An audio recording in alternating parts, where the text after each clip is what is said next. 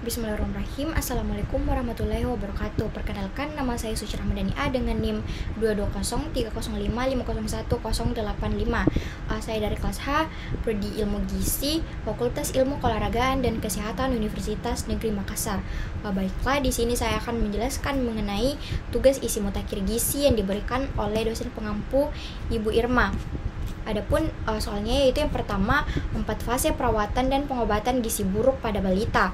Pada fase pertama ada fase stabilisasi, di mana fase stabilisasi merupakan fase awal perawatan yang umumnya berlangsung 1-2 hari, tetapi dapat berlanjut sampai 1 minggu sesuai dengan kondisi klinis pada anak.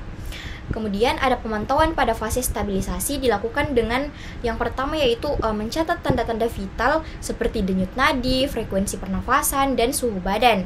Kemudian derajat edema, asupan formula, frekuensi defekasi, konsistensi fase, volume urin, dan berat badan.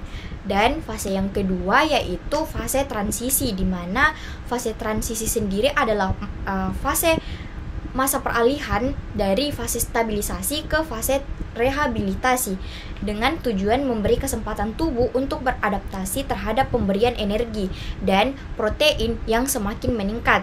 Pada fase ini pemantauannya sama seperti pada fase stabilisasi.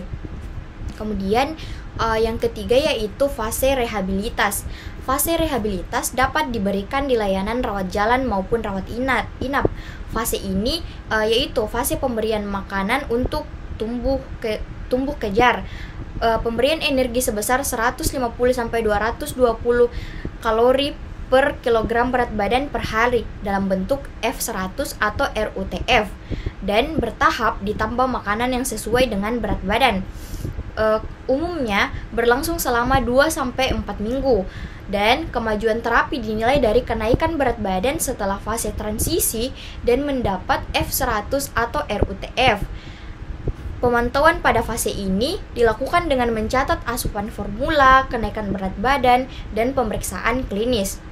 Kemudian fase yang terakhir atau fase yang keempat yaitu fase tindak lanjut.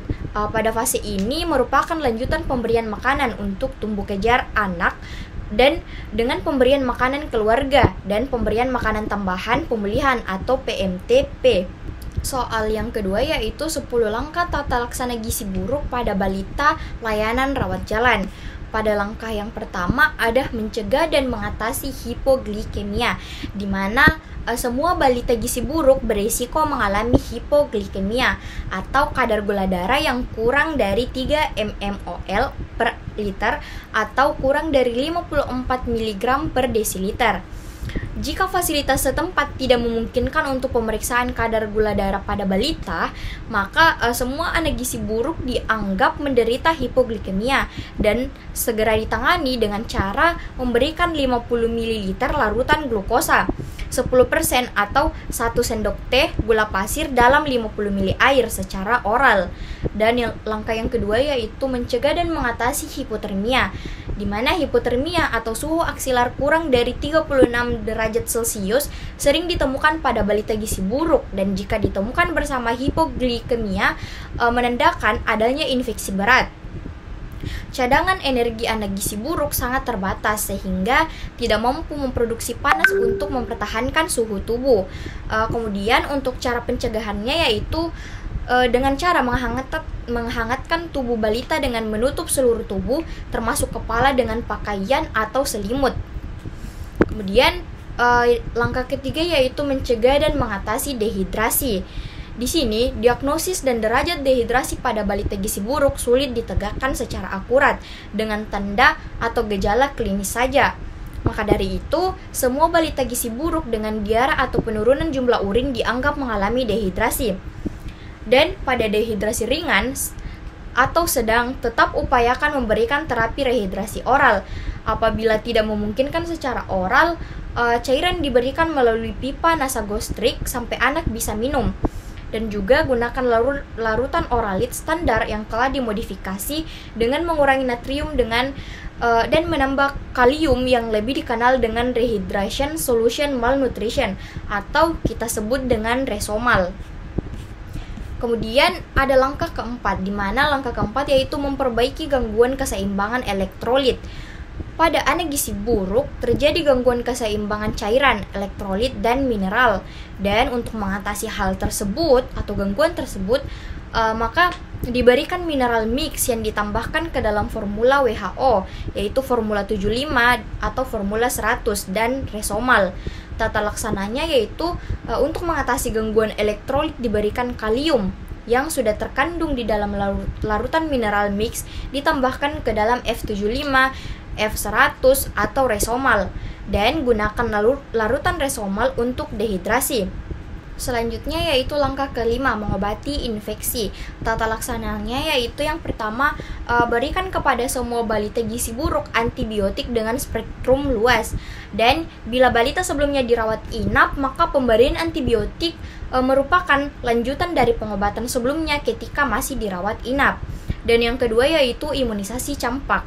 Tapi jika balita berusia lebih dari 6 bulan dan belum pernah diimunisasi atau belum pernah mendapatkan imunisasi campak sebelum usia 9 bulan, maka imunisasi ditunda bila balita masih dalam keadaan syok.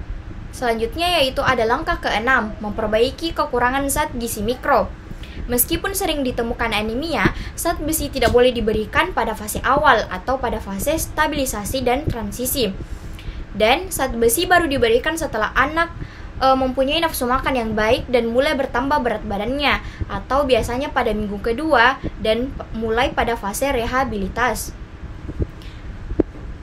Bila balita gizi buruk mendapatkan RUTF dengan komposisi sesuai dengan rekomendasi WHO, maka tidak perlu diberikan suplementasi zat gizi mikro lagi, kecuali ditemukan tanda klinis kekurangan vitamin A pada mata atau ada riwayat penderita campak dalam 3 bulan terakhir.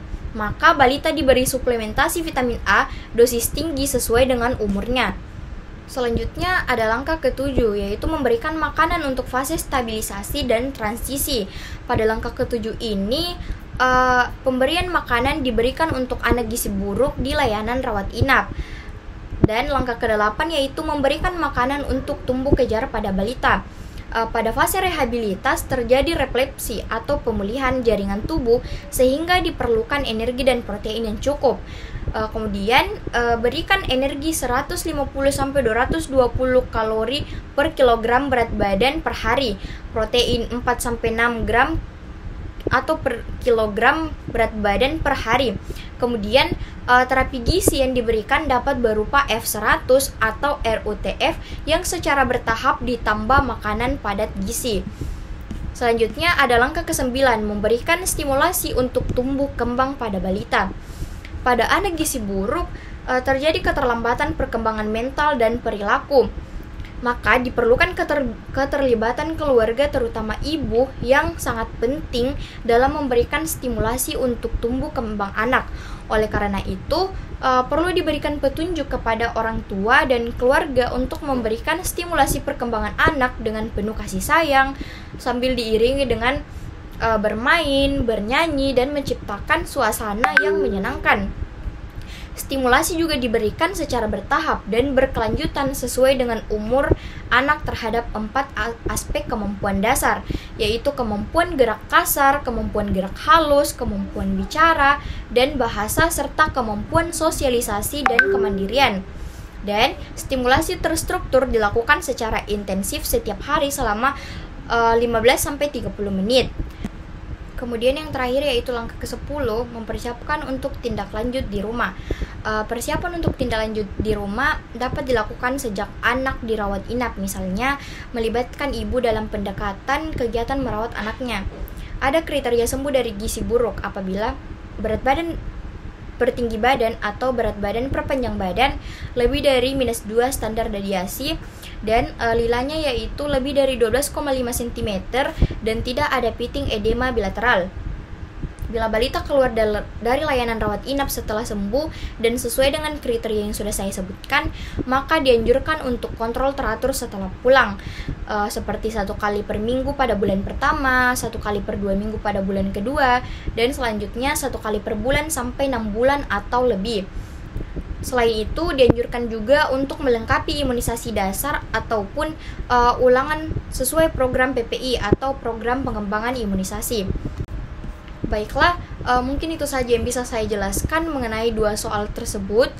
Lebih dan kurangnya mohon dimaafkan. Saya akhiri. Wassalamualaikum warahmatullahi wabarakatuh.